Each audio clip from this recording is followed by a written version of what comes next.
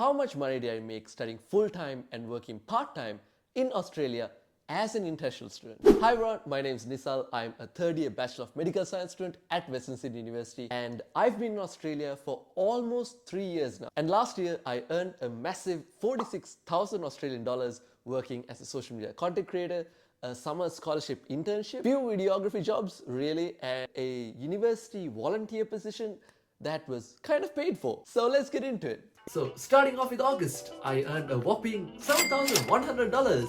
Woohoo! That number is only made up of working on socials in the month of July and August. That number is the highest from all of the months, but that's only because I didn't get paid out in July and the first 2 weeks of August. That's why it's so high. This is technically like a 2-month pay, and you'll see as we go that it's normally not that high.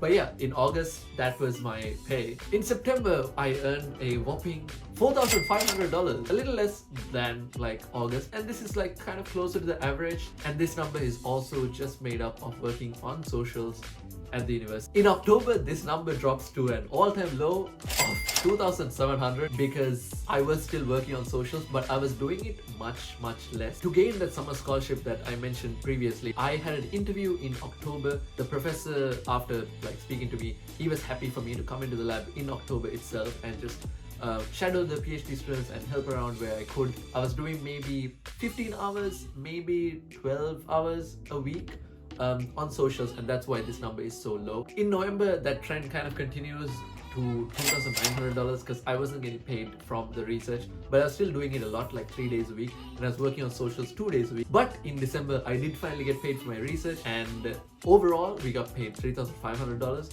but that was $2,500 in December, $500 in January, and $500 in February. So in December I made a total of $5,800, and that's including $2,500 from the scholarship and the rest of it from working on socials because I still had my job. Moving to January, I made a total of $3,800, which is very close to the average from all of the months, and this is because I was getting enough work on socials because my professor left to go on vacation, and so I was going to the lab maybe twice a week, and I got paid $500 from the research as well. Moving on to February, I made a bit of a lower amount of $3,200, which was because I was doing more work in the lab and I got paid $500 for the scholarship, which was the last $500. Yeah, the rest of it was from socials. And I think at that point I went back to doing like 15 or 16 hours a week, working maybe 2 days on socials. In March, it's very similar, it's $3,100,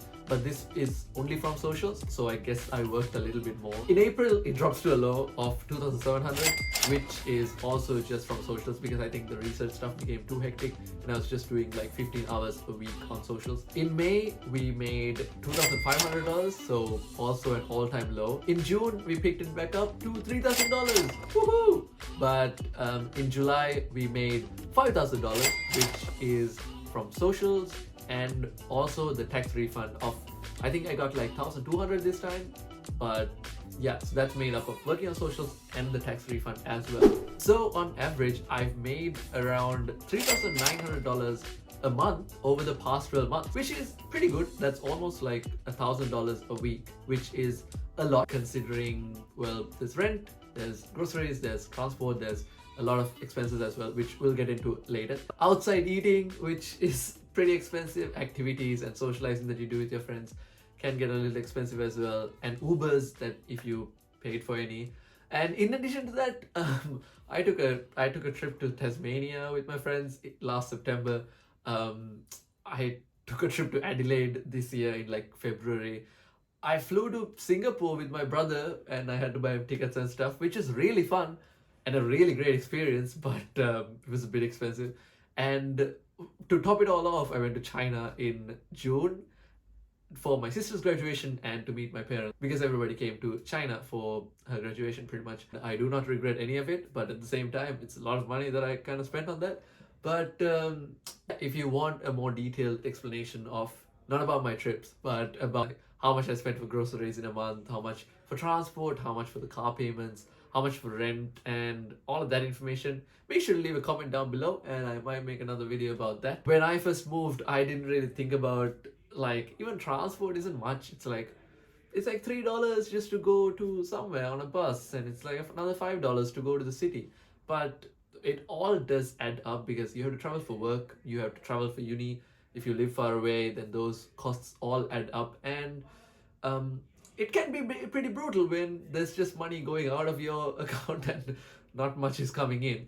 It's a struggle, but you learn to live with it and embrace the experience along the way, hopefully. But that's it for the video. Thank you so much for watching. I hope this was of some value to you, and if it was, make sure to leave a like and subscribe because I'm awesome and hopefully you are too.